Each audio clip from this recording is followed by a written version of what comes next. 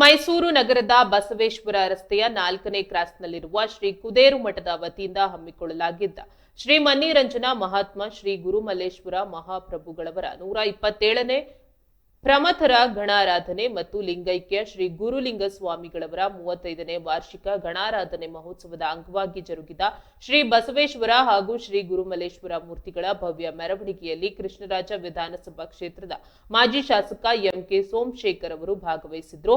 ಮೂರ್ತಿಗಳಿಗೆ ಪುಷ್ಪಾರ್ಚನೆ ನೆರವೇರಿಸಿದ್ರು. ಈ ಧಾರ್ಮಿಕ ಮಹೋತ್ಸವದ ಭವ್ಯ ಮೆರವಣಿಗೆಯ ಉದ್ಘಾಟನೆಯನ್ನ ಸಾಲೂರು ಬ್ರಹ್ಮನ್ಮಠ ಮಾಲೆ ಮಹದೇಶ್ವರ ಬೆಟ್ಟದ ಪೀಠಾಧ್ಯಕ್ಷರಾದ ಶ್ರೀ ಡಾಕ್ಟರ್ ಶಾಂತ ಮಲ್ಲಿಕಾರ್ಜುನ ಸ್ವಾಮಿಗಳು ಹಾಗೂ ಶ್ರೀ ಗುರುಮಲ್ಲೇಶ್ವರ ಮಹಾಸಂಸ್ಥಾನ ದಾಸೋಹ ಮಠ ದೇವನೂರಿನ ಶ್ರೀ ಮಹಾಂತ ಸ್ವಾಮಿಗಳು ಜಂಟಿಯಾಗಿ ನೆರವೇರಿಸಿದ್ರು. ಕಾರ್ಯಕ್ರಮದ ದಿವ್ಯ ಸಾನ್ನಿಧ್ಯವನ್ನ ಕುದೇರು ಮಠದ ಶ್ರೀ ಗುರು ಶಾಂತ ಮಹಾಸ್ವಾಮಿಗಳು ವಹಿಸಿದ್ರು. ಮಹೋತ್ಸವದಲ್ಲಿ ಮಠದ 100 ಭಕ್ತಾದಿಗಳು, ಪ್ರಮುಖ ಮುಖಂಡರಾದ ಶ್ರೀ ಅಂಬಳೆ ಶಿವಣ್ಣ, ಆಟೋ ಮಹೇಶ್ ಸೇರಿದಂತೆ ಸ್ಥಳೀಯ ಗಣ್ಯರು ಹಾಗೂ ಸಾರ್ವಜನಿಕರು ಉಪಸ್ಥಿತರಿದ್ದು ಗುರುಗಳ ಕೃಪೆಗೆ ಪಾತ್ರರಾದರು.